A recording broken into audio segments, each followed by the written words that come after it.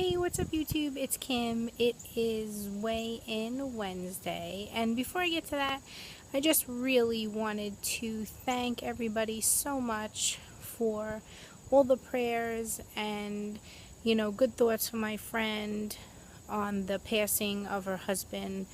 I really appreciate all the support, and I know she appreciates all the prayers and everybody who was thinking about her. Last week was a really, really rough week. My best friend, if you didn't watch last week's video, lost her husband to a rare form of cancer at the young age of 37.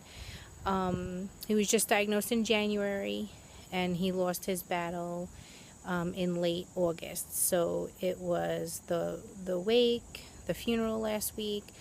The absolute hardest part was on Friday when she was walking in the church. The pallbearers were walking in the casket, and she was walking in behind him holding her son's hand, who's only 3, and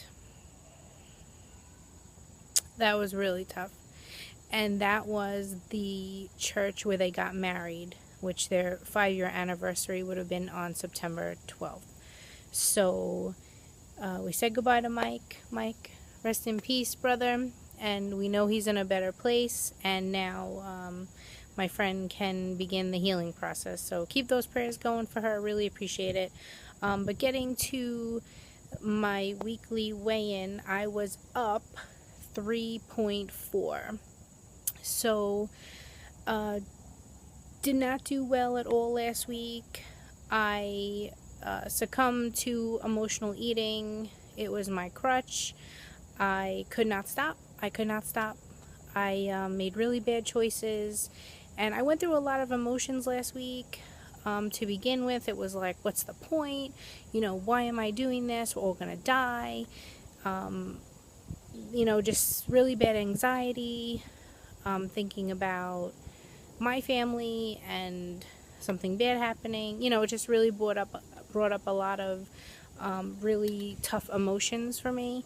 So that happened, but it's in the past, and I'm doing better now. I hit that reset button, and back on track. And I was up almost 5 pounds, but I've been on track the last couple of days, so I got it down to 3.4, which is great. And I am not beating myself up. I thought about beating myself up, and then I thought, what's the point of that? You're just gonna make yourself more upset and just continue that bad cycle, which I'm not gonna continue that cycle. I'm not gonna beat myself up. I'm human. These things happen. Life and death unfortunately happens, and I didn't deal with it the best that I could have, but that's okay. You're not always gonna do great. The most important thing is that I just keep going and keep on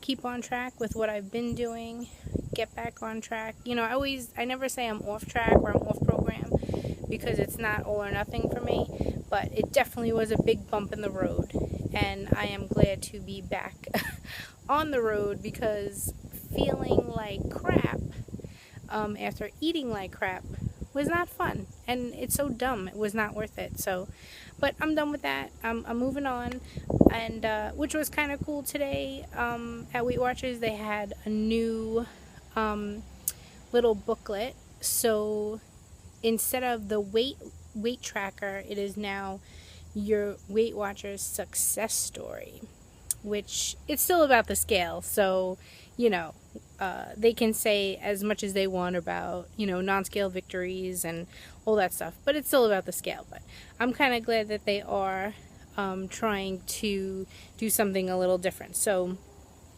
on every week, you're gonna have your little weight tracker.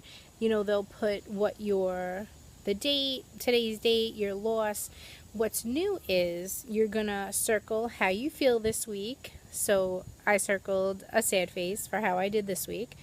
And they really want you to focus on me time every week. So there's actually a little place in there where you will write down what me time you're going to do this week.